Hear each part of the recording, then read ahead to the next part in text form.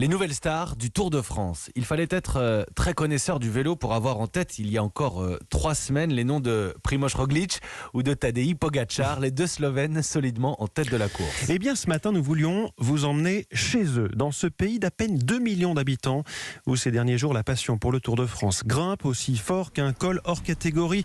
Bonjour Théo Madval. Bonjour François. Vous êtes l'envoyé spécial d'Europe 1 à Ljubljana. Théo, les Slovènes se sont emparés du Tour et le Tour a conquis la Slovénie. Ah oui, chaude ambiance dans certains cafés lors de la bataille des fins d'étape. Supporters massés par dizaines devant leur télévision. Ce que vous entendez derrière moi, ce sont les derniers kilomètres de l'étape alpestre d'hier au vélo-bar de Ljubljana, où maillot jaune comme Roglič sur les épaules, la patronne Petra vit un rêve éveillé. C'est extraordinaire, on s'attendait tous à ce que Roglič fasse quelque chose. Mais les deux, avec Pogačar qui attaque tout le temps, c'est vraiment fou. On est très fiers, on les regarde tous les jours, on crie, on les encourage. Et les audiences télé ici ont explosé, François, plus 109% par rapport à l'an passé. Un Slovène sur 3 regarde la course en fin d'après-midi.